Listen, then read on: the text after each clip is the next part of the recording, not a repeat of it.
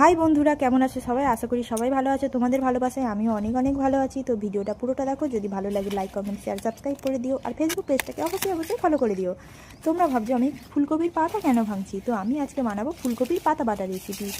তো রেসিপিটি পুরোটা দেখো, যদি ভালো লাগে বাড়িতে একবার ট্রাই করো, দেখবে সত্যি অসাধারণ খেতে। তোমরা তারপরে বলবে যে হ্যাঁ দিদিভাই তুমি একটা রেসিপি দিয়েছো, খুবই সুন্দর খেতে হয় এটা।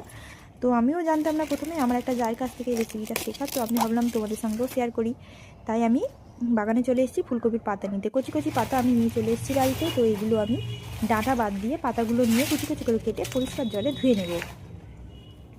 তো আমি একটা পাত্রে জল ঢেলে নিচ্ছি। তো আমি এই জলের মধ্যে পাতাগুলো ভালো করে কুচি কুচি করে কেটে নেব। ডাঁটাটা বাদ দিয়ে দেবো। দেখো আমি ডাঁটা বাদ দিয়ে দিয়েছি, দিয়ে শুধু পাতাগুলো আমি কুচি কুচি কুচি কুচি করে কেটে নেব। দিয়ে আমি সবগুলো পাতা কেটে নিব। নিয়ে আমি ভালো করে ধুয়ে একটা মিক্সির মধ্যে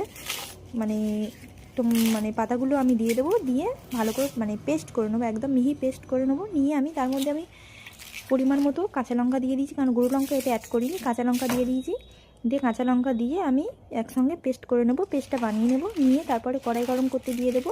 কড়াই গরম করে আমি ওতে দিতে হবে সরিষার তেল। একদম সাদা তেল ব্যবহার করবে না, কারণ সরিষার তেলটা একটু ঝাঁঝ হয়, ভালো টেস্ট হয়। তো সরিষার তেলটা আমি কড়াইতে দিয়ে দিয়েছি। তো দিয়ে এর মধ্যে কালা জিরে ফোড়ন দেবো, অন্য কিছু নয়, শুধু কালা জিরে ফোড়ন দিতে হবে, একটু বেশি করে কালা জিরে ফোড়ন। দেখো আমি বেশি করেই দিয়েছি, কালা জিরে ফোড়ন দিয়ে দেবো।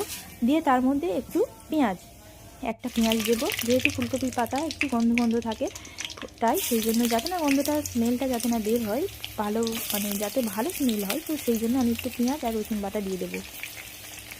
তো দিয়ে এটা ভালো করে নাড়াচাড়া করে নেবো। যখন মশলাটা ভাজা ভাজা হয়ে আসবে, তখন এর মধ্যে আমি হলুদ আর নুন অ্যাড করবো।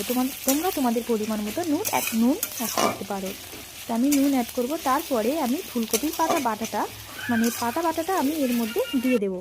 এবারে পাতা বাটাটা এরকম জল থাকলে একদমই হবে না, সবসময় নাড়াচাড়া করতে হবে যাতে একদম শুকনো হয়ে আসে।